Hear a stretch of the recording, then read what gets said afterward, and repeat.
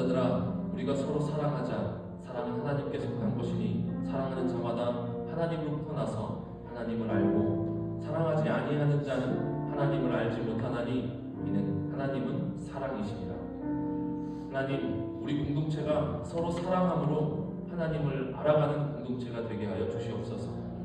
또한 우리의 사랑을 통해서 세상이 하나님을 알고 하나님을 전하는 축복의 통로가 되게 하여 주시옵소서.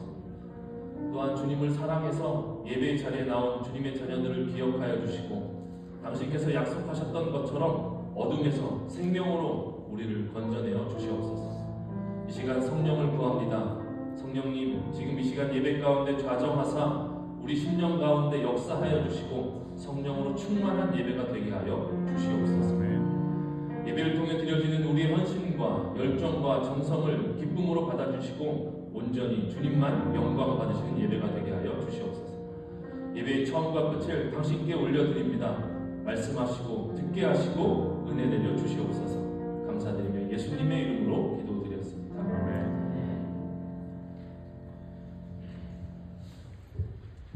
우리 다 함께 자리에서 일어나서 함께 찬양하시겠습니다.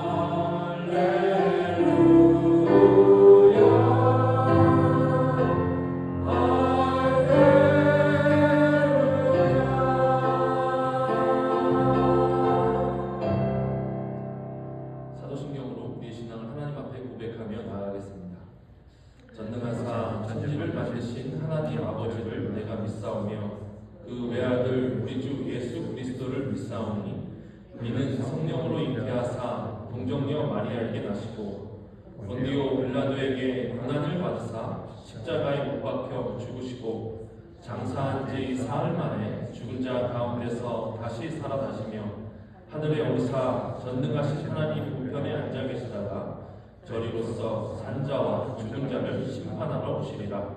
성령을 믿사오며 거룩한 공예와 성도가 서로 교통하는 것과 죄를 사하여 주시는 것과 몸이 다시 사는 것과 영원히 사는 것을 믿사옵나이다.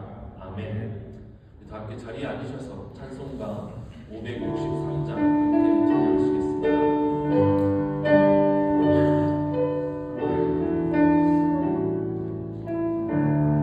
예수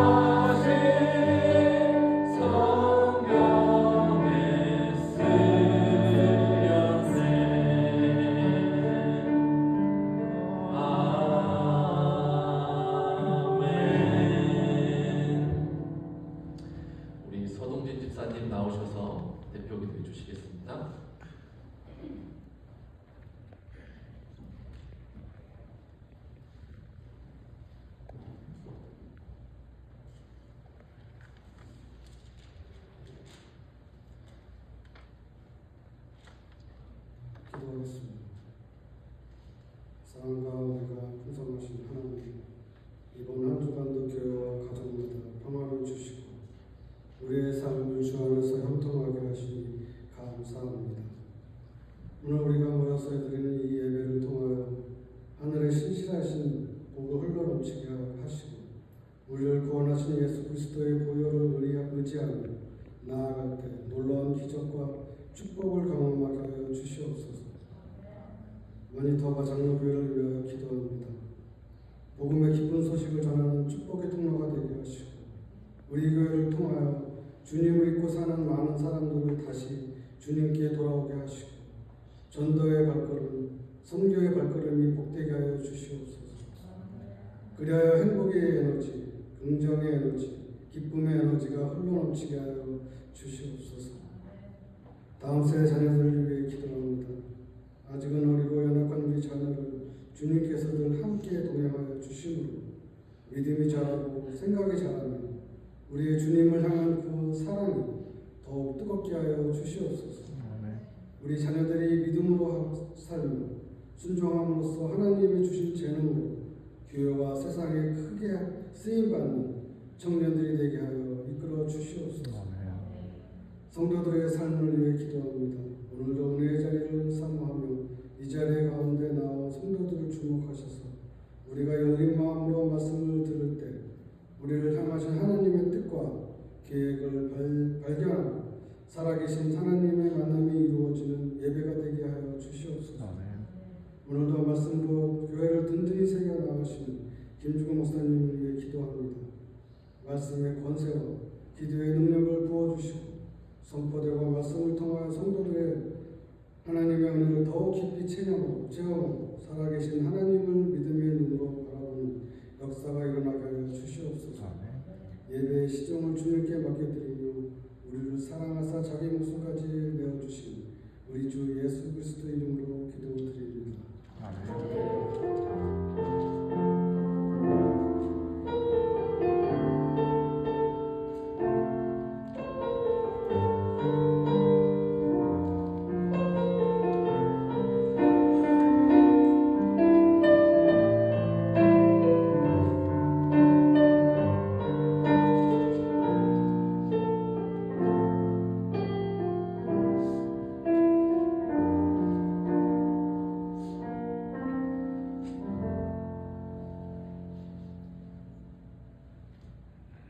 하나님께서 오늘 저희에게 주시는 말씀은 누가복음 10장 25절에서 37절의 말씀입니다. 누가복음 10장 25절에서 37절의 말씀. 10장입니다. 저게 잘못된 것 같습니다. 10장의 말씀. 제가 주보에 잘못 죄송합니다. 주보에 잘못 주셨습니다. 10장입니다. 25절에서 37절의 말씀입니다.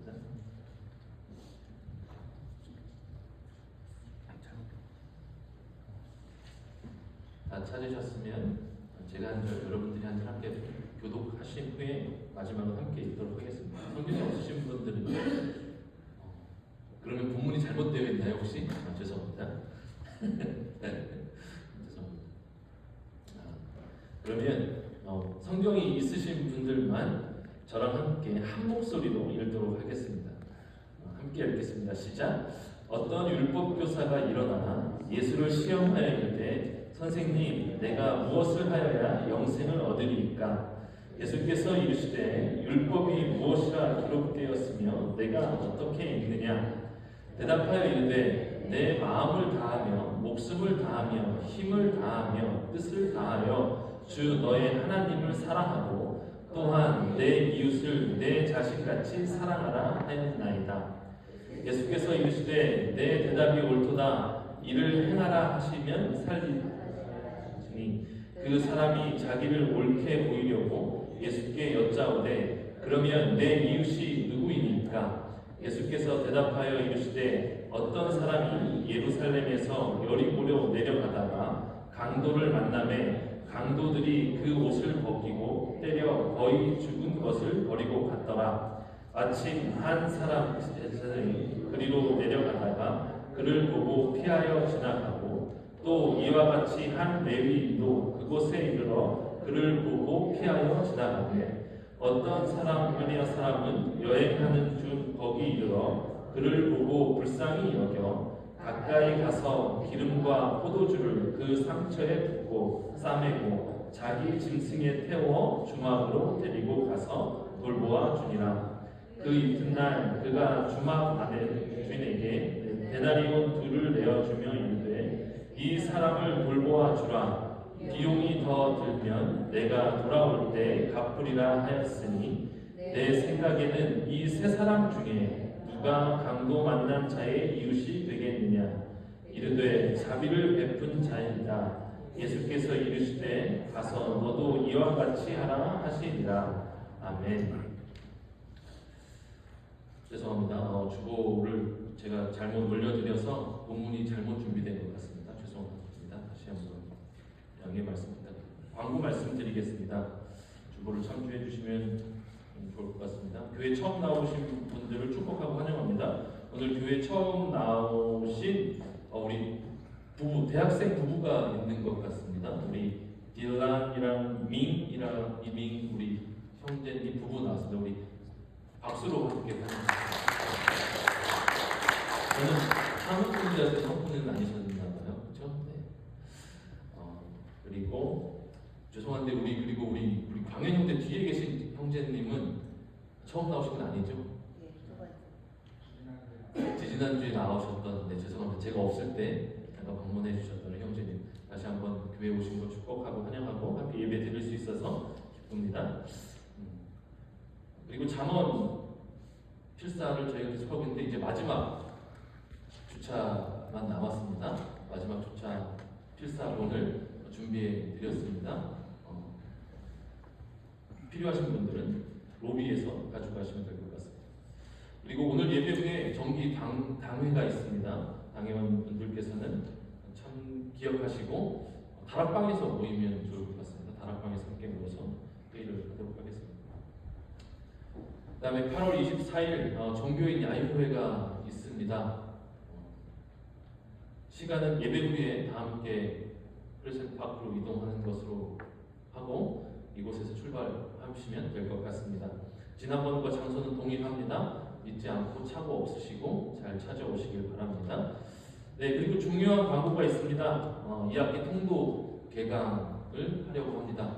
이제 여름 시즌 방학을 끝내고 이제 2학기 때 다시 통독을 시작하려고 합니다. 9월 3일날 강의는 개강을 하고 강의를 듣고 나서 이제 저희가 또 다시 열심히 성경을 통독 나머지 절반 부분을 읽으면서 달려가려고 합니다. 통독을 하면서 많은 분들이 은혜를 누리셨고 또 저도 그런 은혜를 볼 수 있어서 좋았던 것 같습니다. 하나님의 말씀에 더 깊이 잠겨보고 하나님의 말씀을 알아가고자 하시는 성도님들이 있다면 수요일날 함께 통독 강의에 참여하시고 말씀을 읽어나가면 더 큰 은혜가 있으리라 생각이 되고 우리 신앙을 키워나가는데 좋은 기회가 될 것이라는 생각이 듭니다. 참여해 주시고 기도해 주시면 감사하겠습니다. 네, 이상으로 광고를 마치겠습니다. 우리 가슴에 손을 얹고 고백하신 후에 하나님의 말씀 듣는 시간 갖도록 하겠습니다. 따라해 주시면 감사하겠습니다. 하나님은 나를 사랑하십니다. 하나님은 나를 사랑하십니다. 그 사랑은 언제나 변함없습니다. 그 사랑은 언제나 변함없습니다. 나는 그 사랑을 신뢰합니다. 나는 그 사랑을 신뢰합니다. 말씀을 통해 그 사랑을 깨닫기 원합니다. 말씀을 통해 그 사랑을 깨닫기 원합니다. 말씀을 통해 하나님 더 알기 원합니다. 말씀을 통해 하나님을 알기 원합니다. 말씀을 통해 예수님 닮기 원합니다. 말씀을 통해 예수님 닮기를 원합니다. 감사합니다. 손 내려주시고요. 여러분들에게 기독교를 대표하는 그리고 기독교를 잘 설명할 수 있는 가치관을 하나 생각해 보라고 말씀드리면 머릿속에는 어떤 것이 떠오르십니까? 어떤 것이 기독교를 잘 설명할 수 있는 가치관일까요? 이것이 없으면 기독교라고 이야기할 수 없지. 또 이것이야말로 기독교를 잘 설명하는 대표적인 가치관 아닐까라고 생각하는 것이 있으십니까? 여러분들 머릿속에 지금 어떤 것이 떠오르십니까? 기독교가 가지고 있는 많은 가치관 중에 가장 중요하다고 생각하는 가치관 하나를 선택해 보십시오라고 한다면 아마 많은 성도님들의 머릿속에는 사랑이라고 하는 단어가 떠오를 것입니다. 사랑은 기독교에서 굉장히 강조하는 가치관입니다. 아니, 강조하는 것을 넘어서 성경은 사랑하라라고 우리에게 사랑을 명령합니다. 오늘 본문에서 인용된 신명기의 말씀처럼 마음을 다하고 힘을 다하고 뜻을 다하고 목숨을 다하여서 하나님을 사랑하고 네 이웃을 사랑하라라고 명령하는 것이 성경이 우리에게 가르쳐주는 중요한 가치관입니다. 그리고 예수님께서도 제자들을 향해 우리가 서로 사랑을 하면 세상이 우리가 예수님의 제자인 것을 알게 될 것이다 라고 말씀하시므로 사랑이야말로 기독교의 속성을 그리고 예수님의 성품을 가장 잘 드러내는 것이라고 우리에게 이야기합니다. 그런데 아이러니하게도 사랑을 강조하는 기독교 신앙 공동체인 교회는 세상으로부터 사랑을 받지는 못하는 것 같습니다. 물론 크리스천 공동체, 예수를 믿는 신앙인들의 공동체는 본질상 세상으로부터 사랑을 받을 수 없는 공동체임은 맞습니다. 왜냐하면 세상과는 다른 질서 아래에 살아가기 때문에 세상과 늘 대조되는 것이 크리스찬 공동체이기 때문입니다. 교회가 세상으로부터 사랑받지 못한다는 저의 말의 의미는 무엇이냐 하면 세상은 교회를 향해 사랑을 기대합니다. 그런데 정작 교회는 세상을 향해 사랑을 보여주지 못합니다. 아마 세상은 그것 때문에 교회를 향해 실망하는 것일 것입니다. 왜 그럴까요? 왜 교회는 세상의 기대에 부응하지 못하고 사랑을 강조하면서도 세상을 향해 사랑을 보여주지 못하는 것일까요? 우리는 사랑에 대해서 많이 듣고 알고 있지만 아는 것으로 만족하고 사랑을 실천하지 않기 때문입니다. 오늘 우리가 함께 읽은 선한 사마리아인의 본문 말씀은 이웃을 향해서 사랑을 실천하는 것에 대해서 예수님께서 우리에게 가르쳐 주시는 말씀입니다. 오늘 말씀을 함께 나누면서 이웃을 향해서 사랑을 실천할 때 예수님께서 우리에게 요구하는 것이 무엇인지 그리고 요구하는 것이 무엇인지 배우고 또 함께 은혜를 나누는 시간이 되길 예수님의 이름으로 축원합니다.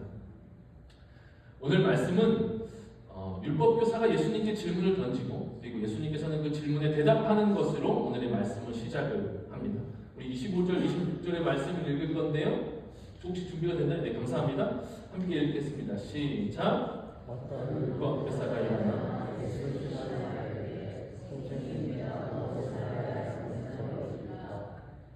께서 이르시되 율법에 무엇이라 기록되었으며 내가 어떻게 읽느냐?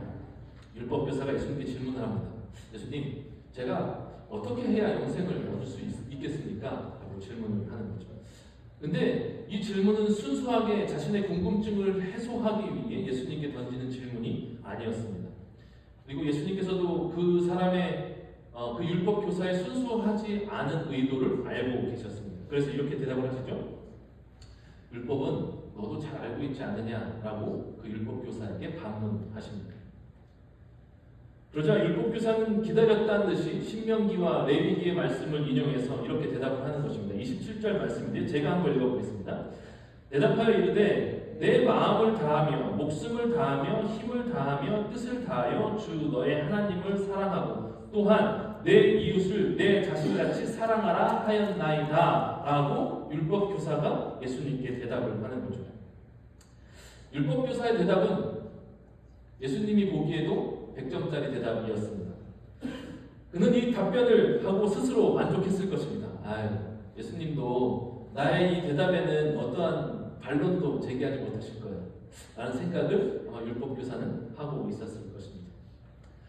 근데 예수님께서 그래, 잘 대답했다, 이 말이 옳다 이렇게 해서 끝내셨으면 좋았을 텐데 예수님께서 거기다 한마디를 더 붙이십니다.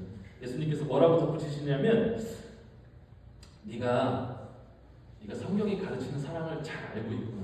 그런데 네가 알고 있는 그 성경의 가르침을 완성하기 위해서는 사랑을 아는 것으로는 부족하고 그것을 실천해야 한다라고 율법교사에게 이야기를 합니다.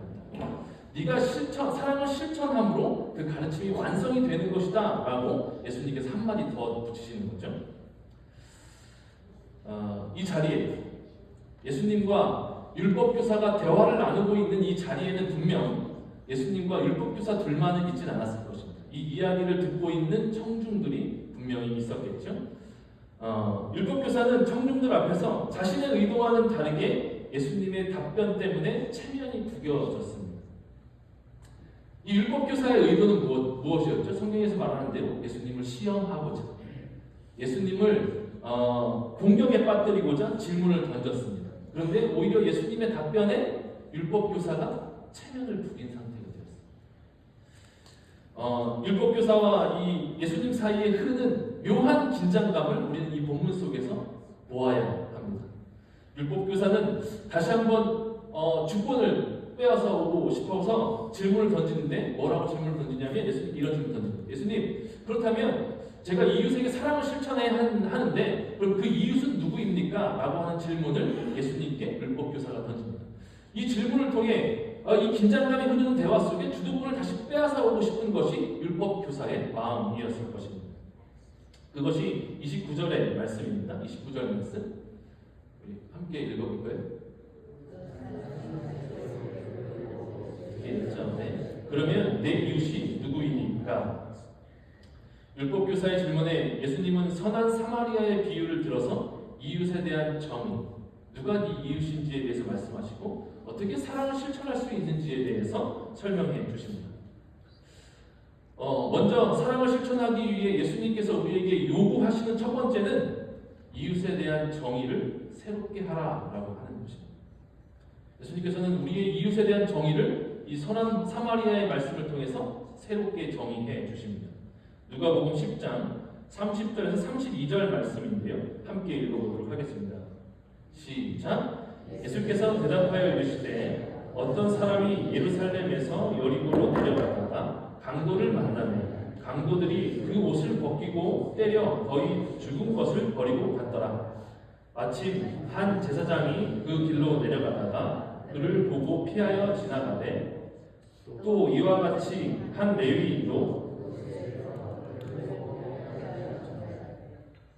예수님의 비유의 말씀에 어떤 한 사람이 등장합니다.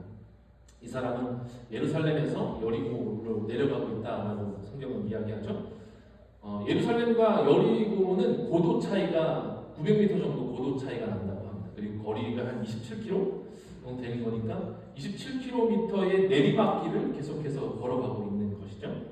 그런데 이 지형의 특성이 뭐냐면 바위가 많은 지형이어서 강도가 숨어있기 쉬운 지형이라고 합니다. 그는 이 가파른 내리막길을 걸어가다가 숨어있는 강도를 지금 만나는 것입니다. 아마도 이 사람은 자기가 가지고 있던 것을 빼앗기지 않으려고 강도와 몸싸움을 하다가 거의 죽기 직전까지 맞았던 것 같습니다.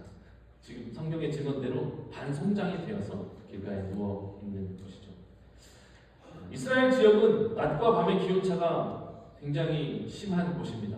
아마도 이렇게 피를 흘리고 피투성이 된 상태로 거기서 밤을 지새야 한다면 더욱더 심각한 상황과 마주해야 했을지도 모릅니다. 그런데 때마침 그곳을 제사장이 지나갑니다. 제사장은 분명 예루살렘이라고 하는 곳에서 예루살렘 성전에서 자신의 직무를 다하고 여리고로 내려가고 있는 중이었을 것입니다. 예수님과 율법교사의 대화를 듣고 있던 청중들, 제가 아까 이 예수님과 율법교사의 대화를 듣고 있던 다른 청중들이 있다고 말씀드렸죠. 아마 이 사람들은 대부분 유대인들이었을 것입니다. 이 대화를 듣고 있던 청중들은 예수님의 입에서 제사장이라고 하는 단어가 나오자 어떤 기대감을 가지고 있었을 것입니다. 우리는 안타깝게도 이 이야기의 결론을 이미 알고 있기 때문에 별 기대감 없이 이 예수님의 비유의 말씀을 듣고 있지만 이 당시 율법교사와 예수님의 대화를 처음 듣는 유대인들은 아마도 예수님의 입에서 제사장이라고 하는 단어가 나오자 그 제사장이라고 하는 인물에 대한 특별한 기대감이 있었을 것입니다. 예수님의 입에서 제사장이라는 단어가 나오자 유대인들은 안도의 한숨을 내쉬면서 그래, 제사장은 아마도 이 강도 맞은 사람을 도와주지 않을까? 라고 하는 스스로의 기대감이 또 제사장들을 향한 평소의 기대감을 가지고 있었을 것입니다. 그런데 제사장은 그 강도 만난 사람을 보고 피해서 지나갑니다. 못 본 것이 아닙니다. 보고서 피해서 지나갔다라고 성경은 이야기합니다. 그리고 그 다음에 등장하는 레위인도 강도 만난 자를 보고 그냥 지나쳐 갑니다. 유대인 청중들은 당황했을 것입니다. 왜냐하면 제사장과 레위인이라고 한다면 지금의 교회 목사나 장로 같은 사람들인데 그 사람들에 대한 선한 어떤 영향력을 기대하고 있지 않았을까요? 그것이 없으니 당황한 마음이 있었겠죠. 그러면서 그들은 세 번째는 그런 위선적인 종교 지도자들 말고 우리 같은 평범한 유대인들이 나와서 그 사람을 도와줄 것이다 라고 하는 기대감도 유대인들에게 있었을 것입니다.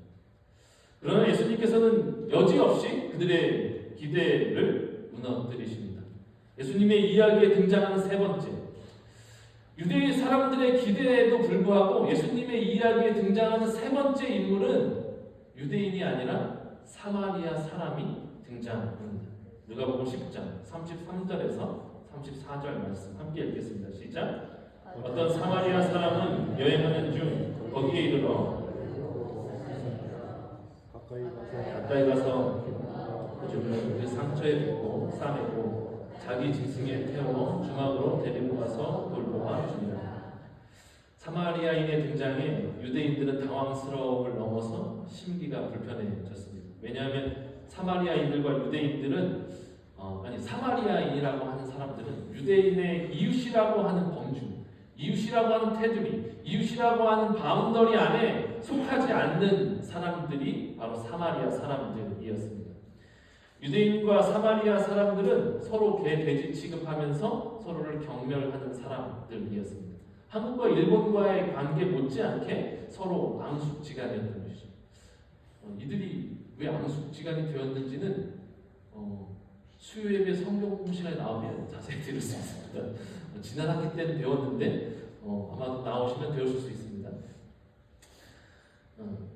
그런 경멸의 대상이었던 사마리아인이 유대인 제사장과 레위인이 보여주지 못한 사랑을 보여준다는 것이 유대인들의 입장에서는 매우 당혹스럽기도 하고 당황스러우며 심지어 불쾌하기도 했을 것입니다. 예수님은 이런 당황스러운 결말을 알고 있으시면서 왜 사마리아인을 주인공으로 등장시키셨을까요? 왜 그냥 일반 유대인들도 그를 도왔다라고 한다면 그들의 기대에 부응했을 텐데 왜 그들의 기대를 무시하고 그들의 기대와는 전혀 다른 사마리아인을 예수님의 이야기의 주인공으로 등장시키셨을까요? 우리 자신을 가만히 생각해 보십시오. 여러분들 자신을 한번 가만히 생각해 보십시오. 여러분들은 이웃의 범주를 어떤 기준으로 설정하고 계십니까? 누가 여러분들의 이웃이라고 여러분들은 생각하십니까? 선뜻 대답이 떠오르지 않는다면 여러분들의 사랑과 친절을 누구에게 베풀고 계신지 한번 잘 생각해 보십시오. 여러분들의 사랑, 여러분들의 친절, 여러분들은 누구에게 그것을 베풀고 계십니까? 나에게 친절하고 나에게 잘해주고 나에게 익숙한 사람들에게만 우리가 사랑을 베풀고 친절을 베풀고 계시지는 않으십니까? 유대인들에게도 제사장과 레위인 같은 친숙한 사람들 특별히 유대인이라고 하는 혈통으로 묶여있는 사람들에게만 유대인들은 사랑과 친절을 베풀었습니다. 그러나 예수님의 가르침은 달랐습니다. 예수님의 가르침은 그들이 생각하고 있는 이웃의 바운더리를 무너뜨리십니다. 마태복음 5장 46절 말씀인데요. 함께 읽겠습니다. 시작. 그가 너희를 사랑하는 자를 사랑하면 무슨 상이 있으리요? 세리도 이와 같이 하느니라. 예수님께서 이렇게 이야기하시는 것이죠. 너와 친숙한 사람, 너한테 잘해주는 사람만 네가 사랑하면 그게 니들이 죄인이라고 생각하는 세리와 너희가 무엇이 다르냐? 그건 세리도 그와 같이 한다라고 예수님께서 이야기하십니다. 여러분들 머릿속에 지금 미워하는 한 사람을 떠올려 보십시오. 여러분들 머릿속에 분명 미워하는 사람이 있을 것입니다. 여러분들 머릿속에 미워하는 사람을 떠올려 보십시오. 예수님께서 그 사람도 너희 이웃이다 라고 말씀하고 계십니다. 여러분들 어떠신가요? 여러분들 머릿속에 지금 떠오르는 그 사람에게 사랑을 실천할 수 있으시겠어요? 여러분들 머릿속에 지금 미워하는 한 사람을 떠올리는데 그 사람이 강도를 만났습니다. 그 사람이 어려움을 겪고 있어요. 선뜻 그 사람에게 가서 나를 희생하고 나에게 있는 물질과 시간과 열정을 들여서 그 사람을 여러분들 도우실 수 있으시겠습니까? 너무 어렵죠. 지금 머릿속에 떠오르는 그 사람을 향해 내가 그렇게 한다는 게 너무 어렵죠. 지금 당장 내 머릿속에 떠오르는 원수 같은 사람이 아니더라도 우리 작은 공동체 안에서도 누군가를 사랑으로 섬기고 실천한다라고 하는 것은 쉬운 일이 아닙니다. 왜 이렇게 사랑하는 것이 쉽지 않을까요? 왜 사랑으로 섬기는 것이 쉽지 않을까요? 원수가 아니더라도 내 옆에 있는 사람을 사랑하는 것도 우리는 왜 이렇게 쉽지 않을까요? 저의 경험을 한번 말씀드려 보겠습니다. 왜 쉽지 않은지. 제가 이 말씀을 준비하면서 저는 목사니까 그래도 제가 이 말씀을 실천해보고 또 이 말씀으로 살아보려고 노력한 다음에 성도님들한테 말씀을 전해야 되지 않겠습니까? 그렇죠. 그래서 제가 이 말씀을 좀 실천해 보려고 누군가에게 작은 사랑을 실천해 보려고 마음을 먹었어요. 근데 성경에서 말씀하시는 것처럼 나에게 잘해주는 사람, 나랑 친한 사람, 나한테 호의를 베푸는 사람한테는 잘해주는 거 그렇게 어렵지 않아요. 너무 쉬운 일이잖아요. 그렇죠. 그래서 그런 사람을 대상으로 선정하면 안 되니까 제가 무슨 너무 그렇다고 또 너무 거창하게 원수 같은 사람을 뭐 단번에 가서 제가 용서하고 뭐 포용하고 이럴 수는 저도 사람이니까 그럴 수 없으니까 제가 어떤 사람을 대상으로 신청했냐면 제 주변에 있는 사람인데 저의 마음을 좀 불편하게 하는 사람. 원수는 아니더라도 나를 힘들게 하고 나의 마음을 좀 불편하게 하는 사람 중에 한 사람을 제가 선택했어요. 이제 마음을 먹었어. 그리고 이 사람에게 가서 내가 친절을 베풀어야 되겠다라고 마음을 먹었어. 내가 말씀을 전하는데 내가 실천해 봐야지라는 마음을 실천하려고 내 마음을 먹었어. 그래서 실천을 하려고 하는데 제 머릿속에 이런 생각이 떠오르는 거예요. 그 사람이 나에게 했던 서운한 말, 서운하게 했던 행동, 그것들이 기억나는 거예요. 그래서 그 사람이 그때 나한테 그랬는데, 그 사람이 그때 나한테 이렇게 서운한 말을 했었는데, 그 사람이 나한테 그때 이렇게 상처 줬는데, 그 사람이 나한테 했던 잘못된 것들과 상처들이 떠오르기 시작했어. 이런 생각이 떠오르면서 제 마음 가운데 어떤 생각이 찾아오냐면, 아유, 내가 뭐라 그렇게 해. 그런다고 해서 그 사람을 감사하는 것도 아닐 텐데 나 혼자 생각이니까 그냥 관두자. 이런 생각까지 저에게 찾아오는 거죠. 우리가 다른 사람을 향해서 사랑을 실천하지 못하는 이유는 그 사람의 잘못을 기억하고 있기 때문에 용서하지 못하는 거죠. 내 마음을 조금 불편하게 하는 사람에게도 이런 마음이 있는데, 그렇죠? 내 마음을 조금 불편하게 하는 사람을 향해서도 그 사람의 잘못을 잊어버리지 않고 기억하고 있는데 원수를 향해서 우리가 어떻게 사랑을 실천할 수 있겠어요? 우리의 힘으로는 불가능한 그 사랑을 실천하기 위해서는 우리가 이 본문 가운데 등장하는 사마리아인에게서 배워야 하는 것이 있습니다. 그것은 무엇이냐면 불쌍히 여기는 마음. 우리가 그 사람이 나에게 했던 서운한 행동과 서운한 말들을 다 잊어버릴 수는 없어요. 그렇죠? 용서한다 해도 내 기억 속에 그것은 남아있어요. 그렇다면 그것을 넘어 그 사람에게 사랑을 실천할 수 있으려면 그것을 덮을 무엇인가가 있어야 하는 거죠. 그러면 불쌍히 여기는 마음이 있어야 우리는 그것을 덮고 그 사람을 사랑을 실천할 수 있는 것입니다. 사마리아인은 다른 사람과 다르게 제사장도 레위인도 그냥 지나쳐 갔던 그 자리에 불쌍한 마음을 가지고 강도 만난 자 앞에 서게 됩니다. 불쌍히 여기는 마음은 우리 마음에 자연스럽게 생기는 감정은 아닙니다. 기도해야 하는 것이고 하나님이 주셔야 하는 것이고 하나님이 우리에게 주셨던 긍휼함을 맛보는 사람만이 다른 사람을 향해 불쌍히 여기는 마음이 생기게 되는 것입니다. 저는 여러분들이 긍휼한 마음을 구하는 한 주간이 되길 예수님의 이름으로 축원드립니다.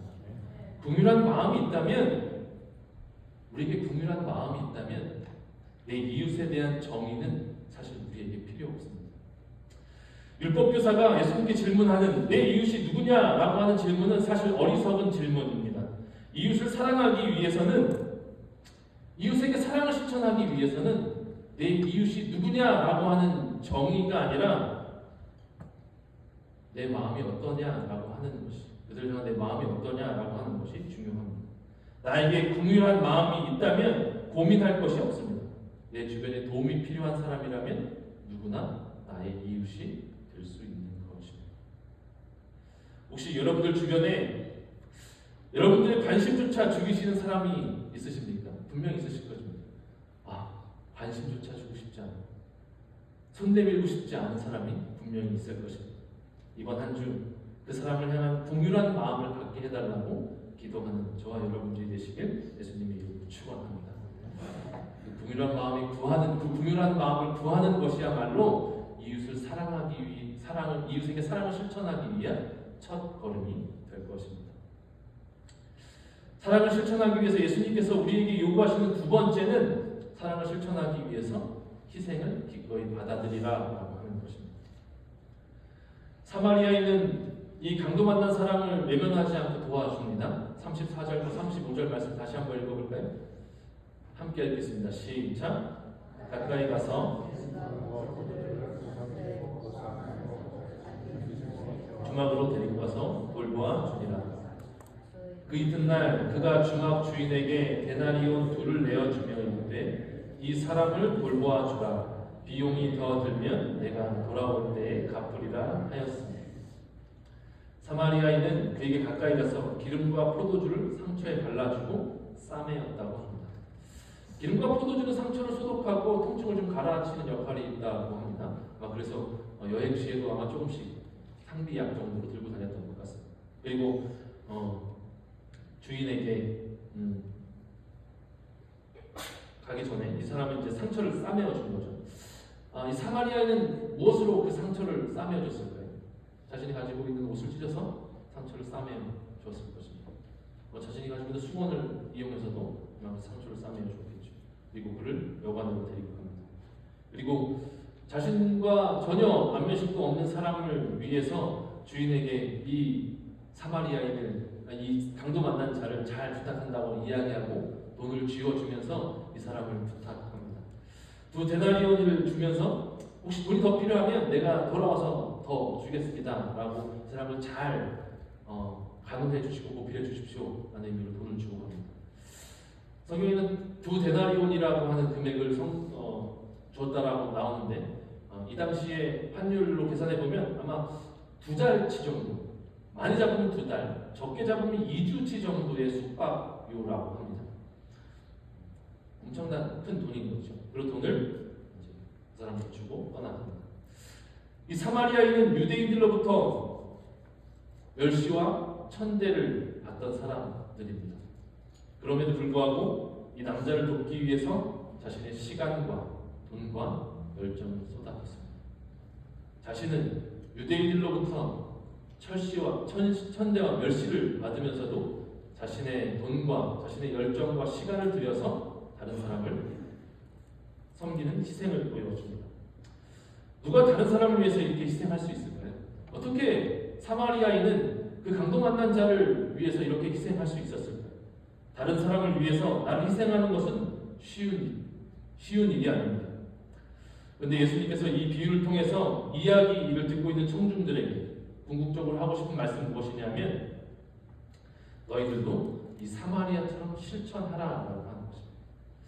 예수님께서 이 말씀을 우리에게 하시고 이때 당시 듣고 있는 청중들에게 하시고자 하는 궁극적인 메시지는 무엇이냐면 너희도 이와 같이 실천하라라는 말씀을 하고 싶은 것입니다. 37절 말씀인데요. 30절 말씀 함께 읽어보겠습니다. 시작. 이르되 자비를 베푼 자니이다. 예수께서 이르시되 가서 너도 이와 같이 하라 하시리라. 자신을 희생하는 사람은 쉽지 않습니다. 그런데도 주님은 가서 너희도 이와 같이 너희가 가지고 있는 시간과 열정과 돈을 들여서 너희의 이웃을 위해 희생하고 사랑하라라고 명령하십니다. 어떻게 그것이 가능할까요? 어떻게 우리는 나를 사랑하는 사람이 아닌 나를 미워하고 나에게 마음의 불편함을 가져다주는 사람을 사랑하고 희생할 수 있을까요? 오늘 우리는 이 말씀 속에서 우리 자신을 발견해 보아야 합니다.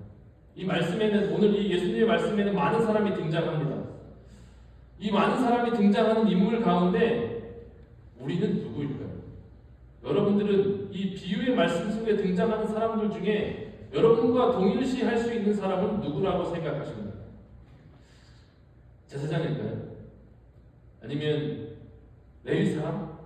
아니면 사랑을 실천한 사마리아 사람들이 여러분이라고 생각하십니까? 누가 여러분일까요? 우리는 강도 만난 자. 우리는 강도 만난 자였다라고 하는 사실을 잊으면 안 됩니다. 우리는 예수님을 만나기 전에 강도 만난 사람처럼 아무런 희망 없이 죽어가던 사람들이었습니다.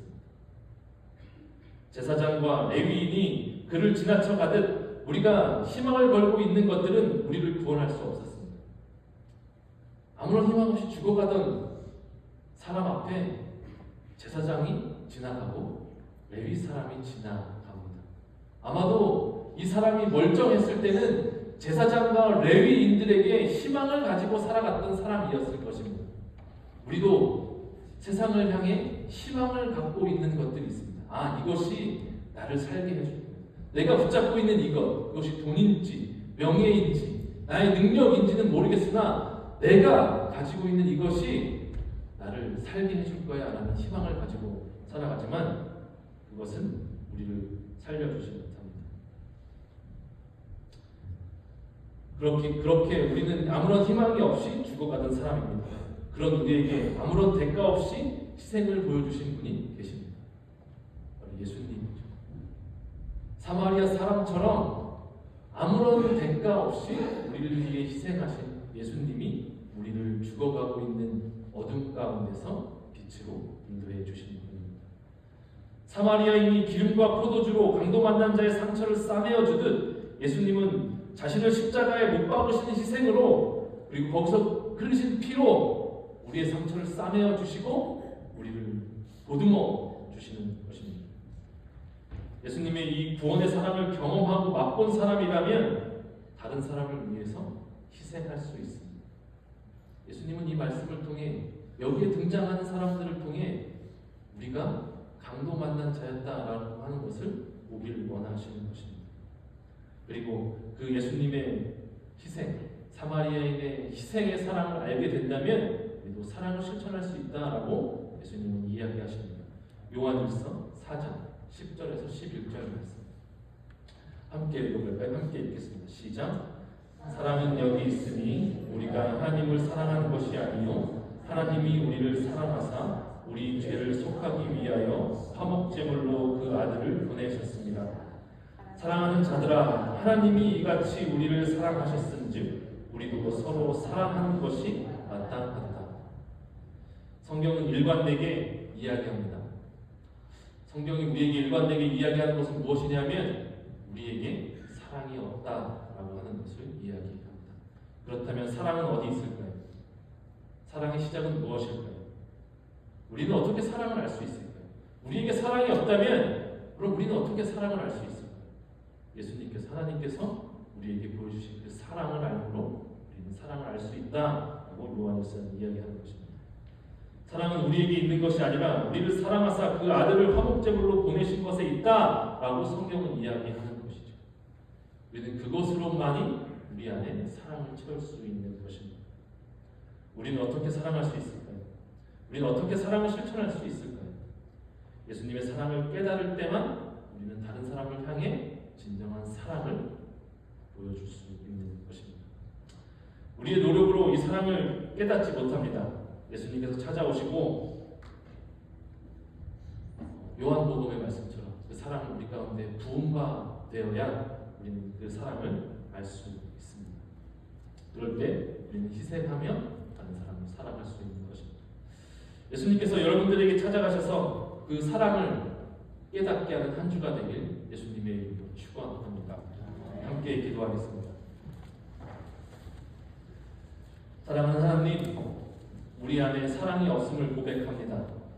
우리에게 사랑을 부어주셔서 예수님의 마음으로 서로 사랑하게 하시되 말과 혀로만 사랑하지 않고 행함과 진실함으로 사랑하는 저희가 되게 하여 주시옵소서. 감사드리며 예수님의 이름으로 기도드렸습니다. 준비하신 예물을 하나님 앞에 올려드리겠습니다.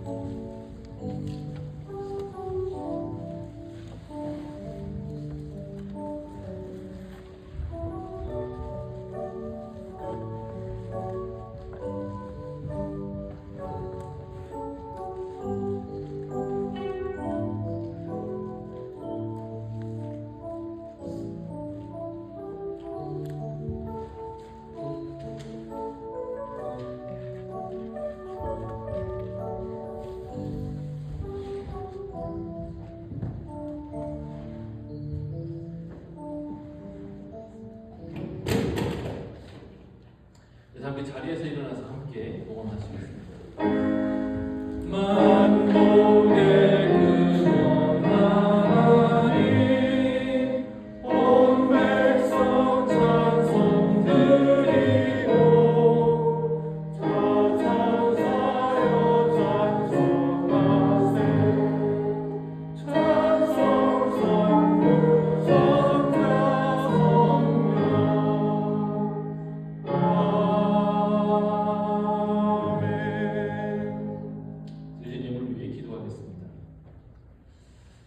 사랑하는 하나님, 오늘까지 우리의 모든 삶을 인도하시고 함께 하신 은혜에 감사드립니다. 당신께서 아들을 보내주시고 우리를 위해 십자가에 피 흘리셔서 우리를 구원하신 그 사랑에 감사하여서 우리가 마음을 담아 예물을 올려드립니다. 이 예물이 예수님의 사랑이 흘러가는 곳, 또 우리가 사랑을 실천하는 곳, 또한 교회가 세워지는 곳에 귀하게 사용되게 하여 주시옵소서. 예물을 구별하여 드린 손길 가운데 축복하사 늘 하나님의 사랑이 그 인생을 그 삶을 떠나지 않게 하시고 하나님의 풍성한 은혜 가운데 살아가는 귀하고 복된 인생들이 될 수 있도록 함께하여 주시옵소서. 꼭 드리지 못한 손길이 있다 하더라도 동일한 은혜가 그의 삶 가운데 있게 하여 주시고 하나님께서 그의 삶을 안위하사 늘 동행하는 은혜를 경험하는 복된 자들 되게 하여 주시옵소서. 감사드리며 예수님의 이름으로 기도드렸습니다. 아멘. 우리 함께 찬양하시고 제가 축도로 예배를 마치도록 하겠습니다. 지난주에 처음 불러봤는데 익숙해 주셨으면 좋겠습니다. 지금까지 예배했어요. 지금까지 예배했어요. 여기 마음에 앞으로 영원히 나의 가는 길 함께 하시네. 우리 목소리 높여서 다시 한번 찬양하겠습니다. 까지 에베네세 여인이 마루에 앞으로 여호와이네 나의 가는 길 함께 하시네. 세상 소망 다 사라져가도 세상 소망 다 사라져가도 주의 사랑 끝이 없으니 살아가는 이 모든 순간이 주의 힘을 나누고 우리 함께 손 올리고 다시 한번 찬양합니다. 세상 소망 다 사라져가도 주의 사랑은 끝이 없으니 살아가는 이 모든 순간이 주의 힘을 나누겠네.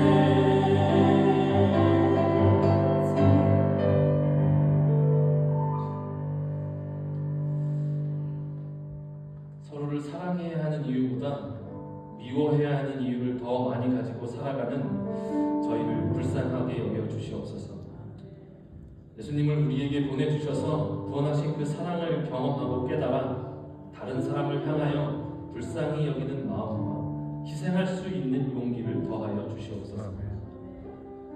이제는 우리 주 예수 그리스도의 은혜와 하나님 아버지의 변함없는 사랑과 성령님의 강화, 교통하심의 역사가 가서 너도 이와 같이 하라 하는 예수님의 말씀을 가슴에 새기고 세상에 나아가는 주님의 자녀들 머리 위에와 마니토바 아닌 장로교회 위에 그리고 열방에 흩어져 복음을 전하는 선교사님들 머리 위에 지금부터 영원토록 함께 있기를 축원하옵나이다. 아멘.